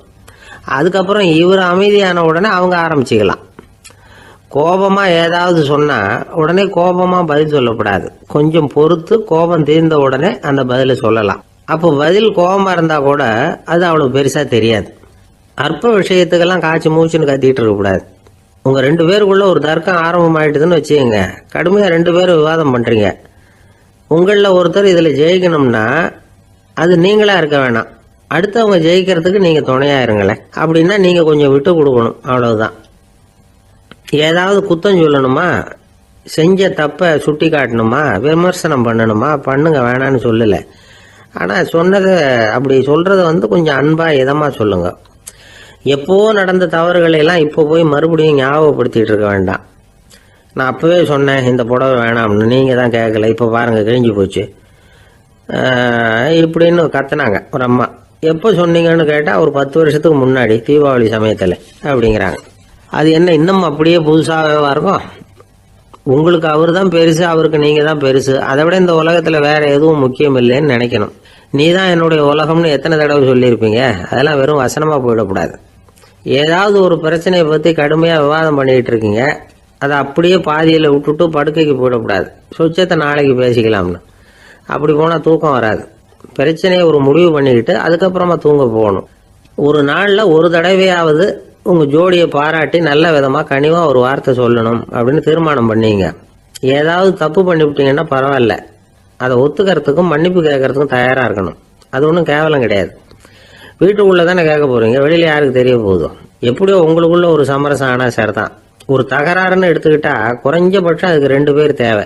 தனியாவே உட்காந்துக்கிட்டு நான் இப்ப தகராறு பண்ணிட்டு இருக்கிறேன் அப்படின்னு யாரும் சொல்ல முடியாது. 2 பேர் தகராறு பண்றாங்கன்னா பொதுவா அந்த 2 பேர்ல யாரு அதிகமா பேசுறாங்களோ அவங்க பேர்ல தான் தப்பு இருக்கும். அதை மனசுல வச்சுக்கணும். இதெல்லாம் தான் அந்த புத்தகத்துல போட்டிருக்கிற வழிமுறைகள். இவ்வளவும் சரியா வரலன்னா அப்புறமா சொல்லுங்க, வேற புத்தகம் ஏதாவது இருக்கான்னு தேடுவோம். ஒரு கணவன் தன்னுடைய மனைவியை அழைச்சிட்டு ஒரு மனோதத்துவ டாக்டர் கிட்ட வந்தாரா. டாக்டர், எங்களுக்கு கல்யாணம் ஆகி 30 வருஷ காலமா நாங்க ஒரு விஷயத்துல கூட ஒத்து போனதில்லை அப்படின்னு ஆரம்பிச்சார்.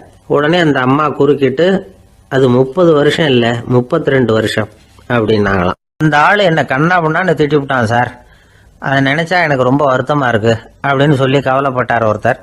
இதுல கவலைப்படுறதுக்கு என்ன இருக்குது அப்படின்னாரு ஒரு பெரியவர். அவர் ஒரு மகான். என்ன சார் இப்படி சொல்றீங்க, ஒருத்தர் நம்ம பார்த்து திட்டுனா வருத்தமா இருக்காதா அப்படின்னார். அது எப்படி வருத்தமா இருக்கும், திட்டுறதுங்கிறது என்ன, அது வெறும் சத்தம் தானே அப்படின்னார் அந்த பெரியவர். நம்ம ஆளுக்கு தலையை பிச்சுக்கலாம் போல இருந்தது. இருக்காது அப்படின்னா நமக்கு அப்படித்தானே தோணுது. அந்த பெரியவர் சொல்றது ரொம்ப பெரிய விஷயம். அதை நாம புரிஞ்சுக்க முயற்சி பண்ணலாம்னா நடைமுறை வாழ்க்கைக்கு அது ஒத்து வர்றது மாதிரி தெரிய மாட்டேங்குது. இருந்தாலும் அந்த பெரியவர் அதுக்கு என்னதான் விளக்கம் கொடுக்குறாருன்னு பார்ப்போமே. ஒரு ரயில் போயிட்டு இருக்கு, அதுல ஒரு சாது போயிட்டு இருக்கார். அந்த ரயில் வந்து அவர் ஹரித்வாரம் போயிட்டு இருக்கார். அவரு ரயில்ல ஏகப்பட்ட கூட்டம். நம்ம ஊர் ரயில் கேட்க வேணும், டிக்கெட் வாங்கிட்டு கொஞ்சம் பேர், வாங்காத கொஞ்சம் பேர். அது என்னத்துக்கு அனாவசியமா டிக்கெட் அப்படிங்கிற நினைப்புல பாதி பேர். இந்த கூட்டத்துக்கு மத்தியில அந்த சாதுவும் போயிட்டு இருக்கிறார். உட்கார்றதுக்காக இருந்த இடத்துல ஒரு ஆள் படுத்திருக்கிறான், கொஞ்சம் முரட்டு ஆசாமி. அவன் காலு பக்கத்துல கொஞ்சோண்டு இடம் பாக்கி இருந்தது. அந்த இடத்துல இந்த சாது உட்கார்ந்திருந்தார். மெதுவாக உட்காந்துக்கிட்டார் போய். ஆனால் அந்த ஆள் ராத்திரி பூரா இவரை காலால் உதச்சிக்கிட்டே இருக்கிறான். அது இவருக்கு ரொம்ப அவமானமாக பட்டுது. அதனால் துக்கம் ஏற்பட்டது. இருந்தாலும் அதை ஒரு மாதிரியாக சகிச்சுக்கிட்டே இவர் வந்து சேர்ந்தார். பொழுது விடிஞ்சது. அந்த சாது ஹரித்வார் வந்து சேர்ந்தார். அங்கே ஒரு பெரிய ஞானியை சந்திச்சார். ராத்திரி ரயிலில் அந்த ஆள் உதைச்சதையும் அதனால் தனக்கு ஏற்பட்ட துக்கத்தையும் இந்த சாது அந்த ஞானிகிட்ட சொன்னார். சொல்லிவிட்டு, ஏன் சுவாமி, எனக்கு துக்கம் ஏற்பட்டதே அது தப்பா அப்படின்னு கேட்டார். தவறுதான்னார் அந்த ஞானி. உனக்கு இன்னமும் தேக அபிமானம் போகலைங்கிறது தான் அது காட்டுது. அஷ்டாவக்கிரர் என்ன சொல்றார் தெரியுமா? உண்மையான ஞானி யாராவது தன்னை வந்தனை செய்தால் அதற்காக சந்தோஷப்பட மாட்டார், யாராவது நிந்தனை செய்தால் அதற்காக வருத்தப்பட மாட்டார் அப்படின்னு சொல்றார். நிந்தனைங்கிறது ஒரு ஒலி தான். தேகாபிமானம் இருக்கிற வரைக்கும் இந்த ஒலி நம்மளை வந்து வேதனைப்படுத்தும். நான் தேகம் இல்லை, ஆத்மா அப்படிங்கிற நினைவு இருந்தா இந்த ஒலி நம்மளை பாதிக்காது. மனு என்ன சொல்றார் தெரியுமா? ஒரு சாதகன் பாராட்டுதலை விஷம்னு நினைச்சு பயப்படணும், அவமானத்தை அமிர்தம்னு நினைச்சு சந்தோஷப்படணுங்கிறார். அவமானப்பட்டா கவலைப்படாமல் எப்படி இருக்க முடியும் அப்படின்னு தான் நமக்கு தோணும். அதனால தான் நம்மள யாரும் இதுக்கு உதாரணமாக யாரையும் காட்ட முடியல. புத்தரையும் கபீரையும் உதாரணமாக காட்டுறாங்க. அவங்களுக்கெல்லாம் அவமானம் ஏற்பட்டப்போ கவலையே படலையாம். புத்தரை வந்து அவமானப்படுத்தணுங்கிறதுக்காக கௌசாம்பி ராணி ஒரு இளம் பெண்ணை கொலை பண்ணி சடலத்தை புத்தர் குடிசைக்கு முன்னாடி போட சொன்னார். போட்டாங்க. புத்தர் தான் அந்த பொண்ணை கெடுத்து கொலை பண்ணிவிட்டாருன்னு எல்லாரும் நினைச்சாங்க. ஆனால் புத்தர் இதை பற்றி கவலையே படலை. அப்புறமா உண்மை தெரிஞ்சதும் புத்தர் புகழ் இன்னும் அதிகமாயிட்டது. ஒரு பெரிய சபையில் ஒரு மோசமான பொண்ணு நுழைஞ்சி தனக்கும் கபீருக்கும் சம்பந்தம் உண்டுன்னு சொன்னா. கபீர் கவலைப்படலை. அவங்க மாதிரியெல்லாம் நாமளும் இருக்க கற்றுக்கணும். நிந்தனை, அபகீர்த்தி, அவமானம் எல்லாம் ஆண்டவன் கொடுக்கிற பிரசாதம்னு நினைக்கணும் அப்படின்னு சொல்றார் அந்த ஞானி. இதை கேட்ட இந்த காலத்து ஆசாமி ஒருத்தர், நான் கூட அப்படிதான் சார், யாராவது அவமானப்படுத்தினா கவலைப்பட மாட்டேன். நேற்று கூட ஒருத்தர் என்ன பலார்னு அரைஞ்சுட்டார், நான் கொஞ்சம் கூட கவலைப்படலை, பேசாமல் வந்துட்டேன்னார். ஏன் அப்படி வந்துட்டீங்க அப்படின்னு. அவர் அரைஞ்சதுலேயும் ஒரு அர்த்தம் இருந்தது, அதனால தான் அப்படி வந்துட்டேன்னார். ஏன் அரைஞ்சாருன்னு கேட்டேன். 10 வருஷத்துக்கு முன்னாடி 15 ரூபா அவர்கிட்ட கடன் வாங்கினேன், அதை கேட்டு கேட்டு பார்த்துட்டு கடைசியாக தான் அரைஞ்சார் அப்படின்னார். ஆண்டவனுடைய பிரசாதம் இவருக்கு அடிக்கடி கிடைக்கும் போல இருக்கு. சில பேரை இப்படி சொல்றது உண்டு, அடுத்தவங்களை அனுசரித்து நடந்துக்க தெரியல, அவன் என்ன சார் மனுஷன் அப்படிம்பாங்க. சக மனிதர்களோட எப்படி பழகிறது அப்படின்னு தெரியாததுனாலேயே பல பேர் இன்னைக்கு சங்கடப்பட்டுக்கிட்டு இருக்கிறாங்க. வசதி வாய்ப்பெல்லாம் சரியா இருக்கும், ஆனால் வாழ்க்கை சரியா இருக்காது. இன்னொருத்தர்கிட்ட எப்படி பேசுறது பழகிறதுங்கிறது தெரியாததுனால தான் இந்த அவஸ்தை. சரி, இந்த அவஸ்தை இல்லாமல் வாழறது எப்படி? இதுக்கு அனுபவசாலிகள் சில வழிமுறைகளை சொல்றாங்க. அதெல்லாம் என்னென்னங்கிறத இப்போ தெரிஞ்சுக்குவோம். முதல்ல நம்ம நாக்கு நம்ம கண்ட்ரோலில் இருக்கணும். வார்த்தைகளை வந்து கொட்டிவிட்டு அதுக்கப்புறம் அள்ள முடியாமல் கிடந்து கஷ்டப்படக்கூடாது. எப்படி பேசுகிறோங்கிறதும் முக்கியம், பேசுகிறப்ப எப்படி முகத்தை வச்சிருக்கிறோங்கிறதும் முக்கியம். அன்பாக பேசினாலும் நல்லா இருக்கும். அப்படி பேசுகிறப்ப ஆதரவாக அவர் தோள் மேலே ஒரு கையை போட்டுக்கிட்டு பேசினா இன்னமும் நல்லா இருக்கும். 2வது விஷயம், இன்னொருத்தர்கிட்ட பேசுகிறப்ப வாக்குறுதிகளை அள்ளி வீசக்கூடாது. கொடுக்குற வாக்குறுதி குறைச்சலாக இருக்கணும். அப்படி கொடுத்த வாக்குறுதியை கண்டிப்பாக நிறைவேற்றணும். நாம் ஒருத்தரை பாராட்டுறோம் அல்லது அவரை பற்றி அபிப்பிராயம் சொல்கிறோம்னா அது ஆக்கப்பூர்வமாக இருக்கணும். நம்ம பாராட்டு அல்லது விமர்சனம் அடுத்தவருடைய முன்னேற்றத்துக்கு உதவுறது மாதிரி இருக்கணும். நாம் சொல்கிறத கேட்டுட்டு அவன் தலையில் கையை வச்சுட்டு உட்காந்துடக்கூடாது. எப்பவும் உற்சாகமாக இருக்கணும், முகம் மலர்ச்சியாக இருக்கணும். மனுஷன் இருந்தால் வருத்தம், கவலை, ஏமாற்றம் எல்லாம் இருக்க தான் செய்யும். அதெல்லாம் மனசில் இருக்கட்டும். அந்த வருத்தமும் கவலையும் ஏமாற்றமும் சேர்ந்துக்கிட்டு நம்ம முகத்தில் இருக்கிற மலர்ச்சியை மூடி மறைக்கிறதுக்கு நாம் இடம் கொடுத்துடக்கூடாது. எந்த விஷயத்தை பற்றி யாருக்கிட்ட பேசினாலும் வெளிப்படையாக பேசணும், திறந்த மனசோட பேசணும். மூடி மறைச்சி முன்னு மூங்கிக்கிட்டு இருக்கக்கூடாது. இன்னொருத்தர்கிட்ட பேசுகிறப்போ விவாதம் பண்ணுங்க, அது தப்பு இல்லை. ஆனால் வாதாடிக்கிட்டு இருக்கக்கூடாது. அதாவது என்ன சொல்கிறாங்கன்னா, டிஸ்கஸ் பண்ணலாம், ஆர்கியூ பண்ணக்கூடாதான். நம்மக்கிட்ட இருக்கிற நல்ல குணங்களை நாம் எடுத்து சொல்லிகிட்டு இருக்கக்கூடாது. அந்த நல்ல குணங்களே நம்மளை பற்றி எடுத்து சொல்லணும், அது மாதிரி நடந்துக்கணும். அதே மாதிரி அடுத்தவங்க கிட்ட உள்ள கெட்ட குணங்களை பற்றி அவசியம் இல்லாமல் நாம் பேச வேண்டியதில்லை. உங்களை பற்றி யாராவது தப்பாக பேசுகிறாங்களா, அப்படி அவங்க பேசுகிறதுல உண்மை இல்லையா அப்படின்னா அதை நீங்கள் பொருட்படுத்த வேண்டியதில்லை, விட்டுடலாம். அது தானாக போயிடும். ஒரு 4-5 பேரோட பேசிக்கிட்டு இருந்தீங்கன்னா எல்லாருக்கும் முக்கியத்துவம் கொடுங்க, யாரையும் அலட்சியப்படுத்தாதீங்க. தமாஷா பேசலாம், ஆனால் அவங்க தமாஷ் அடுத்தவங்களை கேலி பண்ணுறதா இருக்கக்கூடாது. நமக்கு கிடைக்க வேண்டியது கிடைக்கலையே அப்படிங்கிற தவிப்பு நம்மக்கிட்ட இருக்கக்கூடாது, அது தேவையில்லை. உங்கள் செயல்பாடுகள் தெளிவாக இருக்கட்டும், பாராட்டு தானாக அவங்கள தேடிட்டு வரும். இன்னொரு மனுஷனுடைய மனசில் கௌரவமான ஒரு இடத்த பிடிக்கணும்னா நாம் இந்த குணத்தையெல்லாம் நம்மக்கிட்ட வளர்த்துக்கணும். இதெல்லாம் அனுபவசாலிகள் சொல்லியிருக்கிற குறிப்புகள்.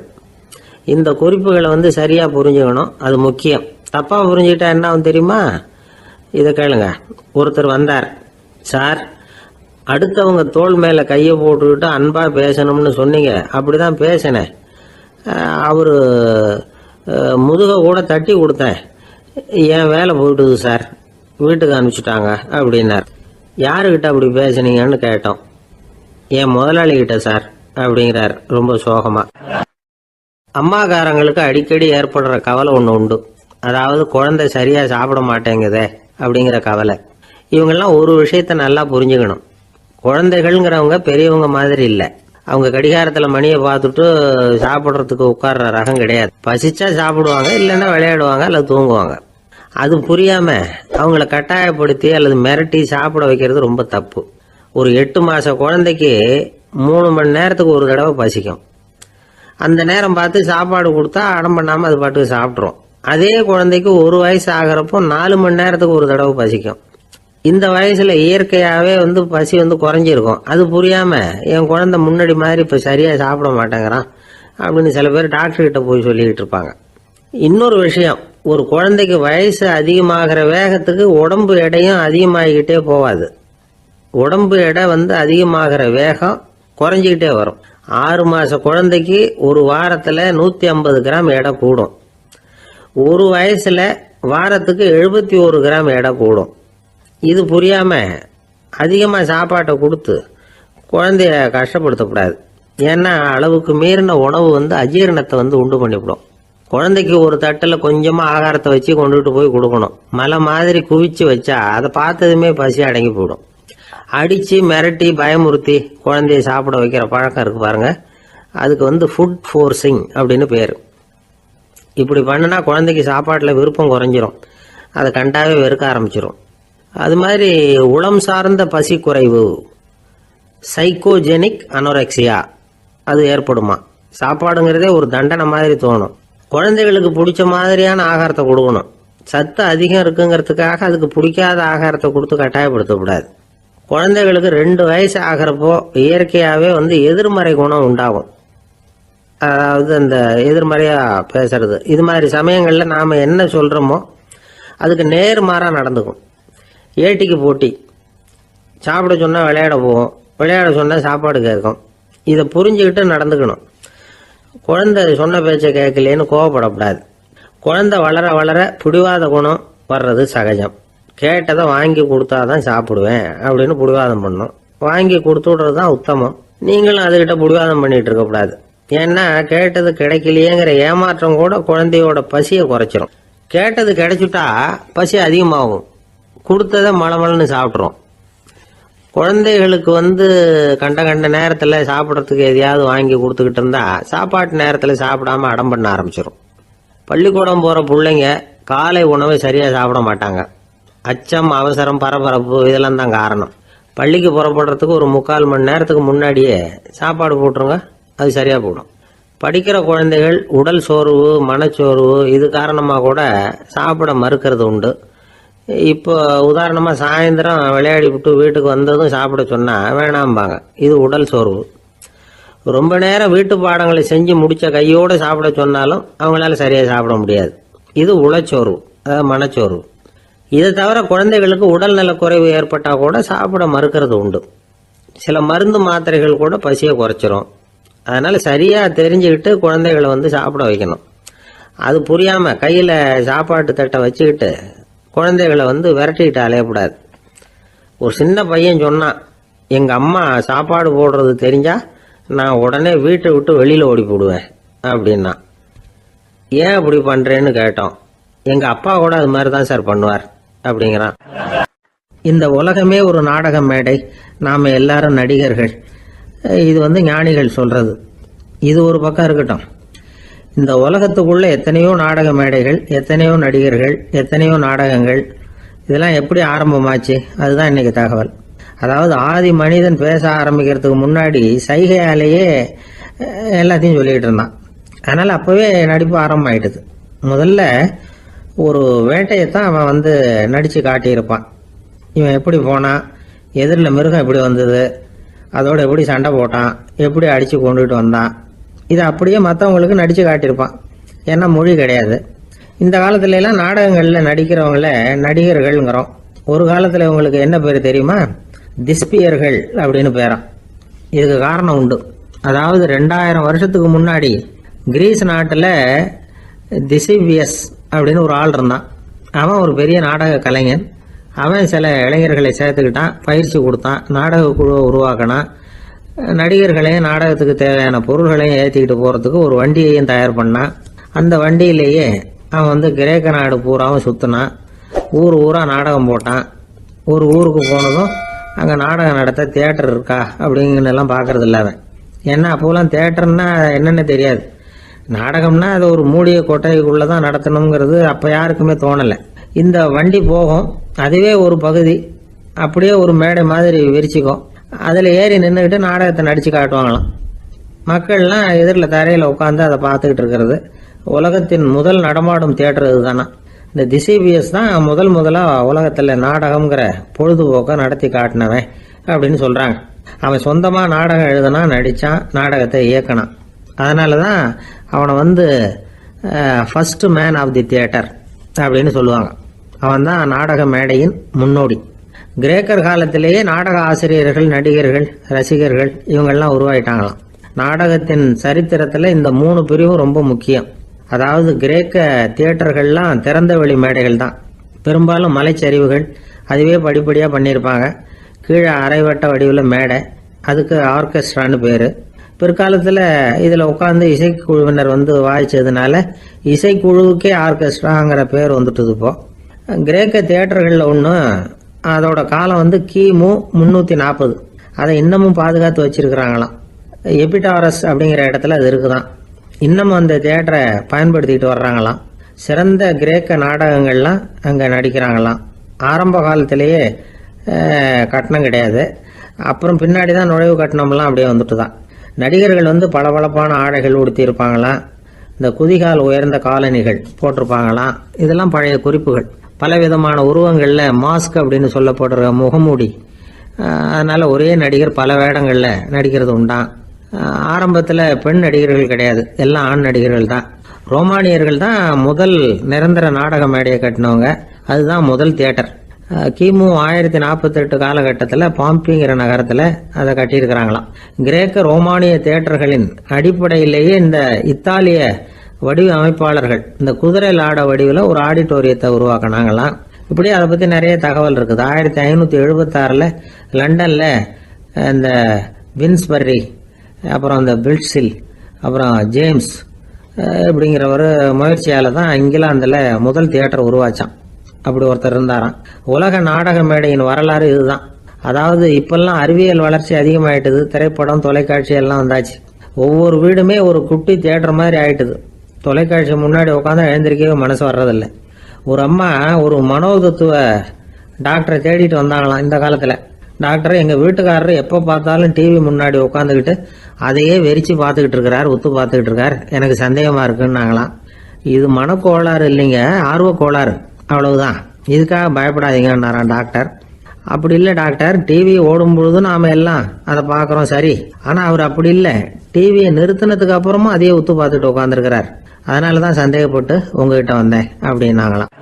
ஒரு இலக்கிய கூட்டம் ஏற்பாடு பண்ணியிருக்கிறோம், நீங்கள் அவசியம் அதில் பேசணும் அப்படின்னு கேட்டுக்கிட்டார் ஒருத்தர். வேணாங்க, 4 பேருக்கு முன்னாடி நிற்கிறதுனா எனக்கு ரொம்ப கூச்சமாக இருக்கும் அப்படின்னாரு இவர். ஏன் சார் இன்னமும் குழந்த மாதிரி கூச்சப்படுறீங்களே அப்படின்னார் அவர் ஒரு மாதிரியாக சமாளித்து அனுப்பி வச்சுட்டு அதுக்கப்புறம் அதை பற்றி இவர் யோசித்து பார்த்துருக்கார். சில நிபுணர்கள் எழுதியிருக்கிறத படித்தும் பார்த்துருக்கிறார். மனோதத்துவ நிபுணர்கள் என்ன சொல்கிறாங்க தெரியுமா? 10லேருந்து 20% குழந்தைகள் பிறக்கிறப்பவே கூச்ச சுபாவம் கொண்டதாக தான் இருக்குதான். ஒரு தாத்தா தன்னோட பேர பிள்ளைய ஆசையாக கூப்பிடுறார் விளையாட்டு காட்ட. அதை அழுதுகிட்டு ஓடி போகுது. ஒரு அம்மா தன்னோட பிள்ளைய பள்ளிக்கூடத்தில் சேர்க்கறதுக்காக கூப்பிட்டுக்கிட்டு போகிறாங்க. அந்த புள்ள அம்மாவோட முந்தானையில் ஒளிஞ்சிக்கிட்டு வெளில வரமாட்டேங்குது. இவங்களெல்லாம் எப்படி சமாளிக்கிறது? குழந்தைகளோட கூச்ச சுபாவத்தை போக்குறது எப்படி? இதுக்கு நிபுணர்கள் சில யோசனைகளை சொல்லியிருக்கிறாங்க. மற்றவங்களுக்கு முன்னாடி என் பையனுக்கு கூச்சம் ரொம்ப அதிகம் சார், மற்றவங்க பார்த்தா ரொம்ப வெக்கப்படுறான், இப்படி சொல்கிற அப்பாக்கள் உண்டு. என் பையன் புது மனுஷால பார்த்தா அட்டையாக ஒட்டிக்குவான் சார் அப்படின்னு சொல்கிற அப்பாக்களும் உண்டு. இப்படிலாம் குழந்தைகளுக்கு முத்திரை குத்துறது ரொம்ப தப்பான். புதுசாக யாராவது வீட்டுக்கு வந்தால் குழந்தை தானாக தன்னோட கூச்சத்தையும் பயத்தையும் போக்கிக்கிட்டு சகஜமாக மாறி வர்றதுக்கு வாய்ப்பு கொடுக்கணுமா. ஒரு கூட்டத்துக்கோ அல்லது சொந்தக்காரங்க கல்யாணத்துக்கோ குழந்தைய அழைச்சிட்டு போகிறீங்க, அங்கே போய் கட்டாயப்படுத்தி குழந்தைய மற்றவங்க கிட்ட பேச சொல்லக்கூடாது. சில சமயம் குழந்தை தானாக தன்னுடைய கூச்ச சுபாவத்தை விட்டு பேசுறதுக்கு முன் வந்தால் அதை பாராட்டணும். குழந்தை கலகலப்பு இல்லாமல் மௌனமாக இருந்ததுன்னா அதையும் கண்டுக்கக்கூடாது. குழந்தை பேச ஆரம்பித்தா அதை ஆர்வத்தோடு கவனிக்க தெரியணும். கலந்து உரையாடுற பழக்கத்தை வீட்லேயே ஆரம்பிக்கலாம். கேட்டதுக்கு பதில் சொல் அப்படின்னு நீங்கள் அதிகாரம் பண்ணிகிட்டு இருக்கக்கூடாது. அது குழந்தைக்கு பேசுகிற சந்தர்ப்பத்தை குறைச்சிருமா. இப்போ நாம் அதிகாரம் பண்ணால் கேலி செய்கிற பழக்கம் குழந்தைகளை ரொம்ப பாதிச்சிருமா. பெரியவங்களானதுக்கு அப்புறமும் சில பேர் கூச்சத்தோடவும் பயத்தோடவும் இருக்கிறதுக்கு இதுதான் காரணம். சின்ன வயசில் அவங்கெல்லாம் ஏதாவது கேலிக்கு ஆளாகி இருப்பாங்க. ரெண்டாவது குழந்தை மூத்த குழந்தைய கேலிக்கு ஆளாகிற சந்தர்ப்பங்களை கண்டு கேலி பண்ணினா அது இளம் நெஞ்சங்களை விட்டு நீங்கிறதே இல்லையா. எப்பவும் குழந்தையோட நடை உடை பாவனைகளை பற்றி சொல்லிக்கிட்டே இருக்கக்கூடாதான். அதுவே கூச்ச சுபாவத்தை கொண்டுட்டு வந்துருமா. அப்பா எங்கேன்னு யாராவது கேட்டால் இது மாதிரி இன்ன காரியத்துக்காக வெளியில் போயிருக்கார், இத்தனை மணிக்கு திரும்பி வருவார் அப்படின்னு சொல்கிற அளவுக்கு குழந்தைகளை பழக்கப்படுத்தி வைக்கணும். ஃபோன்லேயே யாராவது விசாரித்தா கூட இது மாதிரி பதில் சொல்லு அப்படின்னு சொல்லணும். சின்ன சின்ன மீட்டிங்கில் 4 வார்த்தை பேச தயார் பண்ணலாம். ஒரு கடையிலையோ அல்லது ஹோட்டல்லையோ ஏதாவது விவரம் கேட்கணும்னா உங்கள் குழந்தைய தைரியமாக அனுப்புங்க. குழந்தைகள் பணிவாகவும் பொறுமையாகவும் விவரம் கேட்குறப்போ கூச்ச சுபாவம் தானாக போயிடும். சின்ன வயசுலேயே இப்படிலாம் பழக்கப்படுத்தினா தான் வருங்காலத்தில் தைரியமாக இந்த சமுதாயத்தில் வாழ முடியும். இல்லைன்னா 60 வயசுலேயும் அடுப்பங்கரையை விட்டு வெளில வர்றதுக்கு கூச்சப்பட்டுக்கிட்டு தான் இருக்க வேண்டியிருக்கும். இந்த காலத்து பிள்ளைங்க எவ்வளவோ பரவாயில்ல, எதுக்கும் தயங்குறதில்ல, கூச்சப்படுறதில்ல. ஒரு அம்மா அடுப்பங்கரையிலேருந்து சத்தம் போட்டாங்க, டேய் ராமு, தயவு பண்ணி அந்த டிவியை நிறுத்துறா, அந்த பெண்ணோட குரல் மகா மோசம், அடுப்பங்கரையில் இருக்கிற என்னாலேயே அதை சகிச்சிக்க முடியல அப்படின்னாங்களாம். உடனே பையன் கொஞ்சம் கூட தயங்காமல் பதில் சொல்கிறான், அம்மா இந்த குரல் டிவியிலேருந்து வரல, எதிர்த்த விட்டு மாமி தான் இங்கே வந்திருக்கிறாங்க, அவங்க தான் இப்போ என்னோட பேசிக்கிட்டு இருக்கிறாங்க அப்படின்னு. நான் ஒரு பல்கலைக்கழகம், அங்கே ஒரு இலக்கிய பேராசிரியர், அவர் பாடம் நடத்திக்கிட்டு இருந்தார். ராபர்ட் ப்ரௌனிங் எழுதிய கவிதைகளை பற்றி சொல்லிகிட்டு இருக்கிறார். மாணவர்களும் ரொம்ப அக்கறையாக அதை கேட்டுக்கிட்டு இருக்கிறாங்க. ஒரு குறிப்பிட்ட கவிதையை பற்றி சொல்லும் பொழுது அந்த பேராசிரியருக்கே ஒரு சந்தேகம். அதாவது அந்த கவிதையின் சரியான அர்த்தம் என்னங்கிறதுல சந்தேகம். பேராசிரியர் யோசனை பண்ணார். அந்த கவிதையை முழுசாக புரிஞ்சிக்க முடியல. அதனால் மாணவர்களை பார்த்து சொன்னார், மாணவர்களே, ஒரு நாள் பொறுத்துங்க, இந்த கவிதையை எழுதின கவிஞர் எங்கள் வீட்டுக்கு பக்கத்தில் தான் இருக்கிறார். இன்னைக்கு சாயந்தரம் நான் அவரை நேரிலேயே போய் பார்க்குறேன், பார்த்து இதுக்கு என்னங்க அர்த்தம்னு கேட்டுட்டு வந்துடுறேன், அதுக்கப்புறம் உங்ககிட்ட சொல்கிறேன் அப்படின்னாராம். அன்னைக்கு சாயந்தரமே அந்த பேராசிரியர் கவிஞரை தேடிக்கிட்டு போயிட்டார். கவிஞர் அவங்க வீட்டில் அவர் பாட்டு உட்காந்துருந்தாராம். இவர் போய் அவர் முன்னாடி உட்காந்தார். அப்புறம் கேட்டார், ஐயா, அந்த கவிதையின் முழு பொருள் என்னன்னு தெரிஞ்சுட்டு போகிறதுக்காக வந்திருக்கிறேன் அப்படின்னாராம். எந்த கவிதை அப்படின்னாராம் அவர். இவர் அந்த கவிதையை சொல்லியிருக்கார். கவிஞர் கொஞ்சம் யோசனை பண்ணிவிட்டு அப்புறம் சொன்னாராம், பேராசிரியரே, நீங்கள் கொஞ்சம் தாமதமாக வந்துட்டீங்கன்னாராம். இவருக்கு ஒன்றும் புரியல. நீங்கள் என்ன சொல்கிறீங்க, நான் தாமதமாக வந்துட்டேன்னா? நீங்கள் தான் உயிரோடு இருக்கிறீங்களே, அப்படி இருக்கும்பொழுது நான் தாமதமாக வந்துட்டேன்னா அது எப்படி அப்படின்னு இவர் குழம்பி இருக்கிறார். இப்போ கவிஞர் சொன்னாராம், ஐயா, நான் உயிரோடு இருக்கிறேன்னா இல்லையாங்கிறது முக்கியம் இல்லை. நான் அந்த கவிதை வரிகளை எழுதினப்போ 2 பேருக்கு அதோட அர்த்தம் தெரிஞ்சிருந்தது. இப்போ ஒரே ஒருத்தருக்கு தான் அதோட அர்த்தம் தெரியும் அப்படின்னாராம். பேராசிரியர் யோசனை பண்ணியிருக்கார்.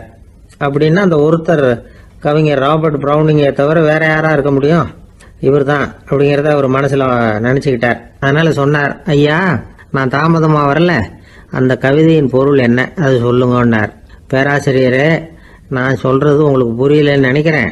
நான் இந்த வரிகளை எழுதினப்போ 2 பேருக்கு அதோட அர்த்தம் தெரிஞ்சிருந்தது. அந்த 2 பேர் யாருன்னா, ஒருத்தர் ராபர்ட் ப்ரௌனிங், அதாவது நான், இன்னொருத்தர் கடவுள். இப்போ அது கடவுளுக்கு மட்டும்தான் தெரியும். நானே இதை பற்றி பல தடவை யோசனை பண்ணி பார்த்தேன்.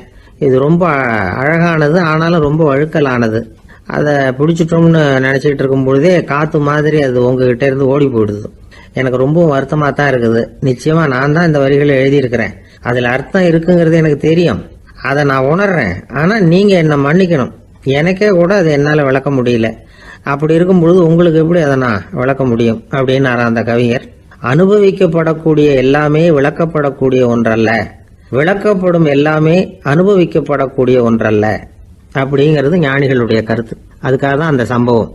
வாழ்க்கையில் நீங்கள் தொடர்ந்து ஆய்வு செய்து கொண்டே இருக்கக்கூடிய விளக்கங்களை ஒருபோதும் அடைய முடியாத பரிமாணங்கள் இருக்கிறதுனால தான் அது அலுப்பு தட்டாமல் இருக்குது.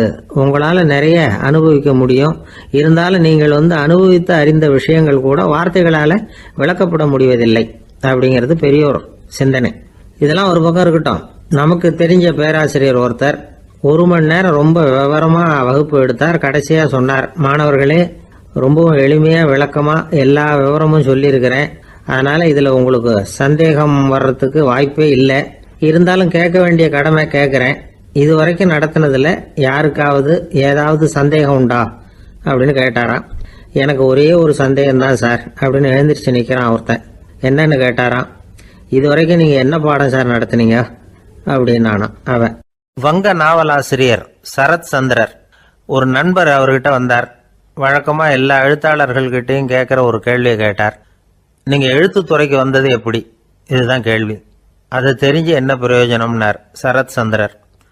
சும்மா சொல்லுங்களேன், தெரிஞ்சுக்கிறேன் அப்படின்னார் வந்தவர். சரி சொல்றேன்னு ஆரம்பிச்சார். நான் ரங்கூன்ல வேலை பார்த்துக்கிட்டு இருந்தேன். சம்பளம் பத்தல. வேலையும் பார்த்துக்கிட்டு ஒரு பலசரக்கு கடை வைக்கலாம்னு நினைச்சேன். என்னால் மளிகை கடை வச்சு சரியாக நடத்த முடியுமாங்கிற சந்தேகம் என் மனைவிக்கு. அதை சோதனை பண்ணி பார்க்கணுங்கிறதுக்காக சில பொருள்களின் அளவு, அதோட விலை, இப்படி சிலதை சொல்லி எல்லாத்தையும் மனக்கணக்காக கூட்டி போட சொன்னாங்க. என்னால் சரியாக கூட்டி சொல்ல முடியல.